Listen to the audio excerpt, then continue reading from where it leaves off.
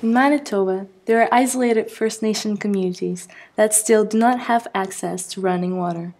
People are living in conditions that many would consider deplorable by most Canadian housing standards. McCleans magazine, in 2015, reported that Winnipeg is the most racist city of Canada, and many First Nations people agree.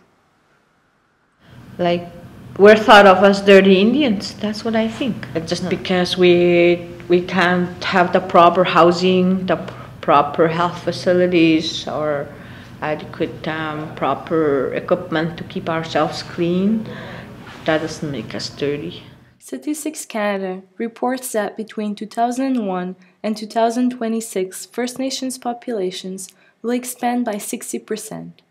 This is going to cause a significant increase to the housing shortages, overcrowding, and deterioration of existing homes. In 2015, we are already starting to see the impact of this. The housing part is there's too many families in each house. 6 of us in there right now, and there's only 2.5 bedrooms, I should say. Probably every house, mostly every house has mold, and it smells. It smells moldy in there. Even though how many times you try to scrub a wall, it keeps coming back. Even the ceilings, you could just see the mold. I've noticed from my 5-year-old that he's beginning to have breathing problems because of that, because of the mold. Nora Whiteway from Wasagamak First Nation shares the same perspective as many when it comes to understanding why more isn't being done in First Nation communities to provide better housing conditions. My name is Pepper Pretty. I'm an Anishinaabe registered nurse, and I'm also a researcher. I study the implications that environments have on First Nations populations, and my areas of interest are in on-reserve housing and water quality and access issues. Recently, I completed a study at the University of Manitoba on racism of First Nations people. We were wanting to understand from the perspectives of post-secondary education students if having taken Native Studies courses reduced the likeliness that people would respond unfavorably towards First Nations water rights issues. The results were that 18.5% of students who didn't require Indigenous courses said that First Nations people should be denied indoor plumbing. This was compared to only 2.5% of students who were in programs that required students to take Indigenous culture courses. Again, we saw more unfavorable responses from students who did not have to have the Indigenous courses, when 60% of those students also said that First Nations people don't need access to indoor plumbing in order to have safe water and sanitation. And that was in comparison to students who had Indigenous courses who only responded 23%. Racism towards people living in First Nations community is an ongoing and evident issue, but it's not just isolated to people who are living on reserves. Many First Nations people continue to experience racism when they migrate into more urban centers. My husband is First Nations from Hollowater First Nation, but currently living here in Winnipeg.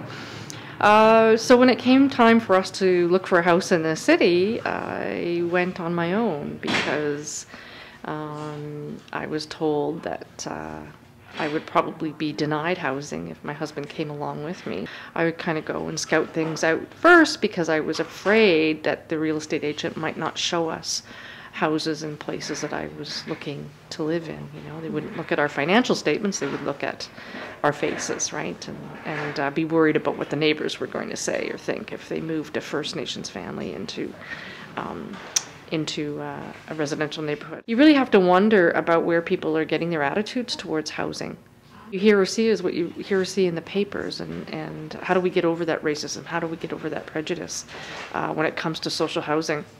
As soon as you mention treaty rights or treaty housing, it's like, oh, our dollars are being spent on that. But we don't question the dollars that are being spent in the city for everyone, you know, housing for the elderly. I mean, there's all kinds of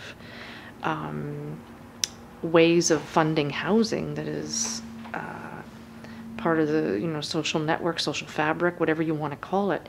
And yet when we try to do the same things in the First Nations, or we talk about that on the First Nations, all of a sudden it becomes those people, those dollars. you know, our tax dollars. The question for me that is racist is, why should the tax dollars that are being spent on the same kinds of things be different in the city than they are in the First Nations?